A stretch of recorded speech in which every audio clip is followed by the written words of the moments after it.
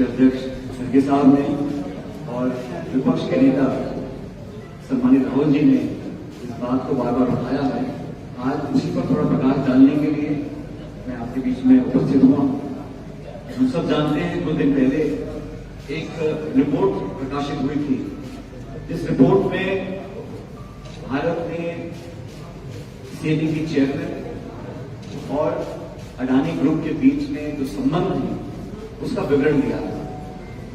रिपोर्टें बहुत आती हैं, बहुत सी चर्चाएं हमेशा हम सुनते देखते रहते हैं, लेकिन ये तथ्यात्मक रिपोर्ट पर जो कार्रवाई होनी चाहिए थी उसमें विलंब हुआ है।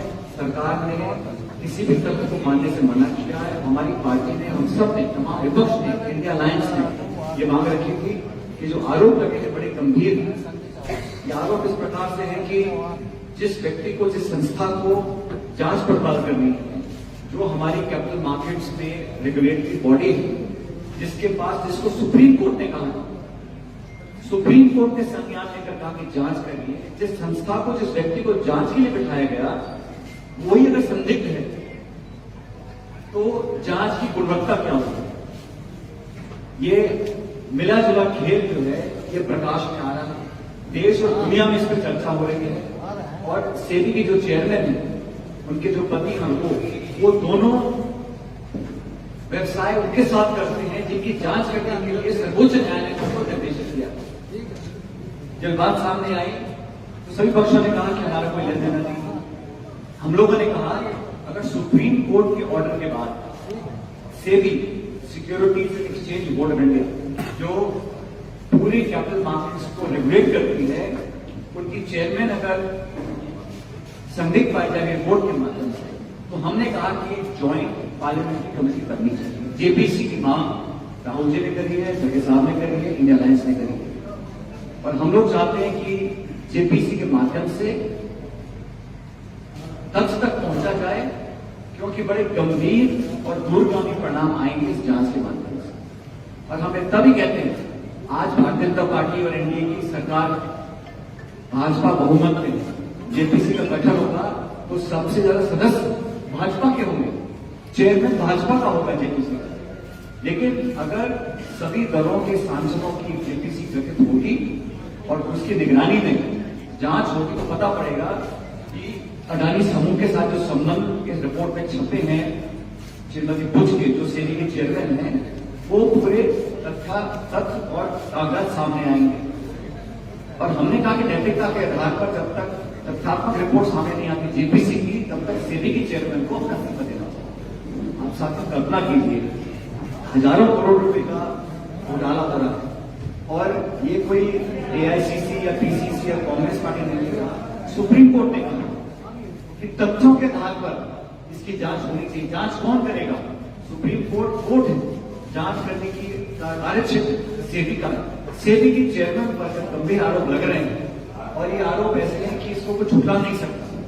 केंद्र सरकार ने चुप्पी साधी है, कोई जवाब देने से कतरा रहे हैं, और हम चाहते हैं कि संसदीय प्रणाली में और देश में अनेकों बार जेपीसी बनी। मुझे याद एक बार कोई कोको कोला का मामला आया था, कोल्ड ड्रिंक है, उसके ऊपर जेपीसी बनी। जब इतना गंभीर मामला है और समूह पर जो आरोप लगे हैं, सेबी चेयरमैन के साथ जो सामने की चर्चाएं हो रही हैं, उसकी तह तक पहुंचने के लिए जेपीसी की मांग हम लोग करते हैं। और मैं समझता हूं देश भर में हम चाह रहे हैं कि जो ये मिला जुला खेल चल रहा है, 10 साल से सरकार बहुत करती है पारदर्शिता की, ईमानदारी की, और आज भी वो अपने 10 साल के कार्यकाल की चर्चा न करते हुए कांग्रेस और यूपीए, यहां तक कि नेहरू जी को बदनाम करने का काम करते हैं। और हम कह रहे हैं कि देश की जो संपदा है, जो हवाई अड्डे हैं, बंदरगाह हैं, रेलवे लाइन है, खान है, खदाने हैं, उन सबको सरकार की संपत्ति को गिने चुने लोगों को दे रहे हो, वो भी सरकारी बैंक से फाइनेंस करवा। इसका हम लोग विरोध करते हैं। हम चाहते हैं देश को उद्योग लगे, रोजगार बढ़े, लेकिन अपने चहितों को मनमाने दाम पर देश की संपत्ति आप कौड़ी में दाम दे रहे हो, उसका हम लोग विरोध करते हैं। जो मोनोपोली बनी जा रही है उसका हम विरोध करते हैं। प्रतिस्पर्धा हो, पारदर्शिता हो और न्यायपूर्वक कार्रवाई हो, उसका सब लोग स्वागत करेंगे। इसलिए बहुत जरूरी है देश की जनता को बताना, समझाना कि जेपीसी की मांग हम लोग करते हैं और केंद्र सरकार की नैतिक जिम्मेदारी बनती है कि वो इस जांच का गठन कर सच्चाई देश के सामने लेकर आए। और जो आरोप लग रहे हैं ये पहली बार नहीं लग रहे, इससे पहले भी मामला उठा था, लेकिन चुनाव आ गए, मामला दब गया। अब दोबारा ये सारे मामले उठी है। मुझे लगता है कि सरकार को अपने गिरबान में झांकना चाहिए और माननीय प्रधानमंत्री जो हमेशा ईमानदारी की बात करते हैं, अपने 10 साल में कहते हैं कि घोटाला नहीं हुआ, अगर जांच ही नहीं होगी तो घोटाला का पता कैसे पड़ेगा? तो खाली तो तब पकड़े आते हैं जब आप जांच करें। आज तो जांच एजेंसी है, ईडी है, सीबीआई है, इनकम टैक्स है, पुलिस प्रशासन है, उनका एकमात्र काम है विपक्ष को टारगेट करो, जिनसे हमारी वैचारिक असहमति हो उनका शोषण करो, उनका चरित्र हनन करो, उनको बदनाम करने की कोशिश करो, मुख्यमंत्रियों को आप जेल में डाल दें, कांग्रेस पार्टी के बैंक के खाते आप सीज कर दें, विरोधियों को कुचलने के लिए, आवाज को दबाने के लिए सब सारे तंत्र का दुरुपयोग करें। पूरी सरकार की ताकत सिर्फ इस बात में लगी है कि विपक्ष की आवाज को दबाएं। कि जनता ने इस लोकसभा चुनाव में जो परिणाम दिए हैं और खासकर उत्तर प्रदेश में, उत्तर भारत में जो परिणाम आए हैं वो बतलाते हैं कि ये जो दबाव और शोषण और आक्रमण की जो राजनीति थी उसको लोगों ने पसंद नहीं किया है। और आज संसद के अंदर राहुल गांधी जी ने जब से कमान संभाली, नेता प्रतिपक्ष बनकर, तो एक अजीब तरह का माहौल देखता हूं मैं सत्ता पक्ष की जो बेंचेस हैं और सरकार लगातार यू टर्न लेने के लिए मजबूर हो रही है। ब्रॉडकास्ट का बिल वापस लिया गया, लैटरल एंट्री का बिल जो सरकारी आदेश था वो वापस लिया गया, वक्फ बोर्ड वाला बिल वो वापस लिया गया। तो सरकार से जो घमंड और अहंकार था उसको राहुल जी ने फ्रंट फुट पर आकर आईना दिखाया है, देश की जनता की आवाज को उठाया है और सच्चाई की बात करते हैं। इसके बार बार वो सरकार है जो 3 काले कानून बनाती किसानों के खिलाफ, फिर 1.5-2 साल से किसान धरना देते हैं, सैकड़ों लोगों की जान जाती है, उसके बाद मजबूरन विड्रॉ करते हैं। तो ये सिर्फ मनमानी करने का जो तरीका था उस पर लोगों ने पाबंदी लगाई है। और मैं धन्यवाद करना चाहता हूं उत्तर प्रदेश देश की जनता का कि जो परिणाम आए हैं ये हमारे लोकतंत्र के लिए बहुत उत्साह वाले परिणाम है। और लोगों ने बता दिया कि जिस प्रकार की 10 साल चली देश के अंदर जो एक तरफा कार्रवाई होती थी उस पर कुछ लगाना पड़ेगा। इसलिए हम पुरजोर मांग करते हैं कि जेपीसी का गठन हो और सेबी की जो चेयरमैन साहिबान है जो 17 में मेंबर बनी थी, 2022 में अध्यक्ष बन गई थी, उनको इस्तीफा देना चाहिए। क्योंकि आप उस पद पर बैठकर न्याय नहीं कर सकते। जब आप पर एक गंभीर आरोप लगे हैं जिसको झुका भी नहीं आप रहे हैं तो आप न्याय नहीं कर सकते। सुप्रीम कोर्ट का आदेश का पालना होनी चाहिए, जेपीसी का गठन होना चाहिए और हम लोग संसद के अंदर और संसद के बाहर लगातार सरकार पर दबाव बनाएंगे। हमारी मांग बहुत वाजिब है और जायज है। और करोड़ों में से छोटे निवेशक हैं देश में जिनको नुकसान उठाना पड़ता है, जिनकी निगरानी के लिए, जिनके देखरेख के लिए सेबी का गठन किया था।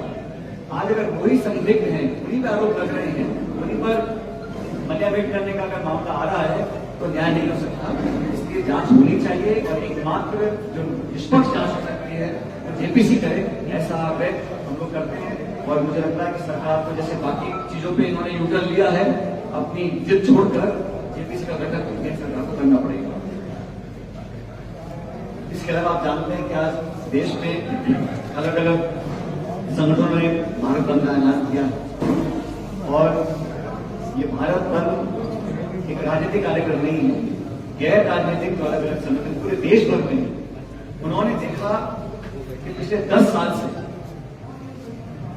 हमेशा ये सुबह केंद्र सरकार के माध्यम से सुनने को मिलती थी, कहीं ना कहीं दलित, आदिवासी, पिछड़े, गरीब, शोषित, किसान, इन सब लोगों के जो हित हैं उनको केंद्र सरकार सुरक्षित नहीं रख सकती। और पिछले चुनाव में भी बात बहुत जोर शोर से उठी थी, कहीं ना कहीं अत्यधिक बहुमत पाकर देश के संविधान के साथ लोग छेड़छाड़ करना चाहते हैं। ये मैं नहीं कह रहा हूं, ये देश के लोगों ने कहा और बहुत व्यापक चर्चा पूरे देश में हुई थी। आरक्षण से छेड़छाड़, आईएएस में लैटरल एंट्री, संविधान पर पुनर्विचार करना और सत्ता पक्ष के बैठे हुए जिम्मेदार लोगों ने कई बार कहा कि दोबारा से पुनर्गठन होना चाहिए, संविधान में संशोधन होना चाहिए और लोगों को एक असहजता महसूस हुई। इसीलिए चाहे हमारे दलित भाई बहन हो, आदिवासी भाई बहन हो, उन सबको कहीं ना कहीं लगता है कि सरकार के रहते हमारे दूरगामी हितों की रक्षा तो नहीं कर सकते और कहीं ना कहीं ये आज या भविष्य में हमको नुकसान पहुंचाने की नीयत रखते हैं। नहीं तो क्या वजह पड़ी है मुझे बताइए। जब मनमोहन सिंह के प्रधानमंत्री थे 10 साल हमारी सरकार की, कभी इस प्रकार का इतना बड़ा दावा बंद किया किसी भी संगठन ने, किसी भी समाज ने आज तक। मैं माननीय सुप्रीम कोर्ट के आदेशों पर टिप्पणी नहीं करूंगा, लेकिन बड़ा गंभीर मुद्दा है और कांग्रेस पार्टी हमेशा से, राहुल जी कहते हैं, खड़गे साहब कहते हैं कि देश में जो लोग छूट गए, जो विकसित नहीं हो पाए, तो चंद भाजपा के आसपास उद्योगपति, उनका तो विकास बहुत हो रहा है, लेकिन मध्यम वर्ग हो, महिला हो, किसान हो, नौजवान हो, छात्र हो, दलित हो, ओबीसी हो, आदिवासी हो, अल्पसंख्यक कोई व्यक्ति हो, आज अपने आप को मुख्य धारा से अलग पा रहा है। इसलिए जहर का सुरक्षा है, इसलिए जो लोग बंद कर रहे हैं वो इसलिए कर रहे हैं क्योंकि केंद्र सरकार ने अभी तक अपना रुख साफ नहीं किया कि वो क्या करना चाहते हैं। और ये जो हो रहा है पिछले 10 साल से, आज का नहीं, बंद का नाम हुआ होगा, लेकिन कई सालों से लोग समझते हैं कि केंद्र की सरकार और खासकर भाजपा एक दलित और आदिवासी विरोधी पार्टी है। वोट लेने के लिए भाषण कोई भी दे दे, लेकिन अंदर खाने के मन में क्या चल रहा है लोग समझ रहे हैं। इसी कारण मेरे को लगता है इतना बड़ा व्यापक बंद इस देश में आज ऑर्गेनाइज हुआ है। अभी जैसा जानते हैं उपचुनाव भी होंगे, अध्यक्ष मौजूद हैं, 2 राज्यों के चुनाव डिक्लेयर किए निर्वाचन आयोग ने। ये बात सच है कि इलेक्शन कमीशन ही चुनाव डिक्लेयर करना है, लेकिन जो दल जो सरकार बोलती थी कि 1 नेशन 1 इलेक्शन, वो 4 राज्यों का चुनाव साथ नहीं करा पा रहे। क्या कारण? 10 उपचुनाव राजस्थान, उत्तर प्रदेश में होने थे, 6 राजस्थान में हो रहे हैं, लोकसभा के चुनाव पेंडिंग है, तो सब डिले कर रहे हैं, अपनी सुविधा अनुसार ऐसा माहौल निर्मित नहीं कर पा रहे ताकि निर्वाचन आयोग एक साथ 4 राज्यों में चुनाव कर पाए। जहां जहां भी उपचुनाव होंगे वहां पर भारी बहुमत के साथ कांग्रेस पार्टी और इंडिया अलायंस जीत कर आएंगे, ऐसा जनता ही मान रही है, हम लोग मान रहे हैं। हम इंतजार कर रहे हैं तो वो डिक्लेयर करें, लेकिन आपस की जो सरप्रखोल उत्तर प्रदेश में है भाजपा के अंदर, मुझे लगता है अखिलेश जी ने एक मॉनसून ऑफर किया था भाजपा के नेता को, उसका उन्होंने लिया नहीं, मुझे मालूम नहीं, लेकिन जो खींचतान चल रही है उसका नुकसान सीधे सीधे प्रदेश की जनता को उठाना पड़ता है। सत्ता में खींचतान हो रही है, दिल्ली और लखनऊ में हो रही है, लखनऊ में सत्ता संगठन में हो रही है, उसका खामियाजा मौके को उठाना पड़ता है। इसलिए हमारा इंडिया अलायंस बड़ा मजबूत है और 10 की 10 सीटों पर हम लोग जीत कर जाएंगे, ऐसा मैं मानता हूं। और आने वाले समय में कांग्रेस पार्टी जहां जहां चुनाव हो रहे हैं, अभी 4 राज्यों में चुनाव होंगे, और मैं मानता हूं कि इंडिया अलायंस 4 पे रहेगा और एनडीए अलायंस 0 पर रहेगा। महाराष्ट्र में, झारखंड में, जम्मू कश्मीर में, हरियाणा में, हर जगह कांग्रेस और कांग्रेस की सरकार बनेगी, ऐसा हम लोग समझते हैं। क्योंकि देश में जो माहौल परिवर्तित हो रहा है, लोग समझ रहे हैं जो केंद्र की सरकार है इसके गिने चुने हैं, 2 पैसे में लोग आगे बढ़ रहे हैं। और हमारा साथियों, बिहार के साथियों से या आंध्र प्रदेश के भाइयों से कोई वैर नहीं, लेकिन केंद्र सरकार का जो बजट था वो सिर्फ घोषणा कर कागजी कार्रवाई कर अपने सहयोगी दलों को राजी करने का था, शुद्ध रूप से पॉलिटिकल बजट था। वो देश को विकसित करने के लिए, किसान को भला करने के लिए, गरीब राज्यों को मदद करने के लिए नहीं था। और ये भी सिर्फ घोषणा करी है लगभग 1 लाख करोड़ की, दोनों राज्यों को कितना मिलेगा समय बताएगा। लेकिन क्या गलती थी उत्तर प्रदेश के, राजस्थान के लोगों की? केंद्र सरकार ने बजट देने में इतनी कंजूसी करी, तो ये भेदभाव जो है, पक्षपात जो है, ये मजबूरी उनकी बन गई है, इसका खामियाजा भी देश उठा रहा है, ऐसा मैं कहता हूं। आपके कोई सवाल हो? Sir, you were talking about Bharat Bandh. Still, you or any other senior Congress leader, they are not taking part in Bharat Bandh. Today's Bharat Bandh is not a political movement. It is organized by non-political organizations, non-government organizations, institutions all across India. I feel that the organizations of the Dalit community and tribal communities have had to do this bandh because they feel insecure, they feel uncertain, and they believe that the government of India is not a government that is working in their favor. It is not for the first time that the Dalit communities across India, the tribal organizations have called for a bandh. This happened before also. I think therefore it is incumbent upon the government of India to create an environment where everybody feels safe and secure, and they feel that the interest will not be compromised either via amending the constitution or by the government orders, like the recent government order of lateral entry into IAS. And the BJP is talking about how it was an idea of the Congress party. Let me just clarify. When you have someone as eminent as Dr. Manmohan Singh entering services and helping in the reforms of the economy of India, everybody welcomes it. But when you institutionalize that to avoid getting young talent from those underprivileged communities, that shows your mentality. That is why Rahul Gandhi ji opposed it in Parliament. India Alliance opposed it because we felt this lateral entry is something that is going to certainly create insecurity amongst the Dalit communities, tribal and backward communities. Because पहली बात तो नौकरी बहुत कम है, जो है नौकरियां उसको भी आप अच्छे लोगों को मौका भी देना नहीं चाहते। आप मौका दीजिए अपने कार्यकुशलता से, मेहनत से, अपने प्रतिस्पर्धा करके बच्चे आगे आएंगे। ये दरवाजे बंद करना, के रास्ते रोकना, ये मानसिकता को दिखलाता है। इसीलिए उनको मजबूरन कांग्रेस और विपक्ष के दबाव में इनको मौका देना है। So sir, party support करेंगे, will the party be supporting Bharat Bharat? It is not a question of anyone opposing or supporting. It is because the government of the day has created an environment where people are forced to fall for the fun. And I think the government has to listen to the voice of the underprivileged and the downtrodden and act accordingly. Sir Calcutta में जो rape murder हुआ उस पर क्या कहेंगे? जी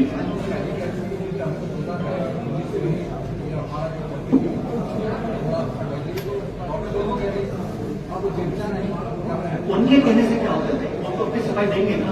हम कह रहे हैं आप इतने जंगलात बंद करो, आपको सुप्रीम कोर्ट ने कहा है आप अल्प समय में इसकी जांच पूरी करिए। इतना लंबा उन्होंने जांच खींच दिया और कुछ तथ्य लेकर सामने नहीं आए। अब आरोप लग रहे हैं कि आपके मिलीनियर व्यक्ति समूह के साथ, तो उसका स्पष्टीकरण कौन करेगा? तो जांच करने वाले लोग हैं, उनकी जांच कौन करेगा? इसीलिए हम जेपीसी की मांग करते हैं। अगर कुछ गलत नहीं है तो जेपीसी की जांच के सामने आ जाएगा। जेपीसी बहुमत किसका होगा? भाजपा का होगा। जेपीसी का चेयरमैन कौन होगा? भाजपा का होगा। फिर क्या कारण है आप पकड़ना नहीं चाह रहे? अगर कुछ गलत नहीं हुआ, अगर केंद्र सरकार बैकफुट पे नहीं थी, अगर उन्होंने कुछ गलत काम नहीं किया, तो जांच के लिए क्यों डरते? जो भाजपा बोलती है छापे डलने दो कांग्रेस के नेताओं से, ईडी से पूछताछ करने दो, कस्टडी लेने दो, अगर गलती नहीं करिए तो सामने आ जाएगा। तो अब ये इस पर क्यों मना करते हैं? हम तो सिर्फ जांच ही मांग रहे हैं ना, मैं तो आरोप ही नहीं लगा रहा। मैं तो कह रहा हूँ जो तथ्य सामने आए हैं उस पर अपना स्पष्टीकरण एक ऐसी संस्था को दें तो आप ऊपर हो। अब सेबी से ऊपर क्या है? कलकत्ता में जो रेप मर्डर हुआ उस पर क्या प्रतिक्रिया? क्या देश में कहीं हिंसा होती है, कहीं शोषण होता है, कहीं बलात्कार होता है, उसकी सब लोग मन से को निंदा करते हैं। और सभ्य समाज में इस प्रकार की घटनाओं की कोई जगह नहीं है। इस पर जो भी कार्रवाई करनी चाहिए इससे किसी राज्य में। और माननीय सुप्रीम कोर्ट ने संज्ञान लिया हुआ है, रिपोर्ट तलब करी है, सीबीआई से करी, राज्य सरकार से करी है और कार्रवाई होनी चाहिए। इसमें ये कहना कि वो इस राज्य में, उस राज्य में नहीं, ऐसा नहीं। और अभी महाराष्ट्र में जो यौन शोषण हुआ है, हर राज्य जहां पर भी होता है उस पर बिना किसी संकोच के केंद्र सरकार हो, राज्य सरकार हो, पुलिस हो, प्रशासन हो, इमीडिएट कार्रवाई करनी चाहिए और सख्त से सख्त सजा दी जानी चाहिए। आरोपी कोई भी हो, कितना प्रभावी हो, किसी दल से जुड़ा हो, किसी विचारधारा का हो, किस मजहब का हो, कोई फर्क नहीं पड़ता।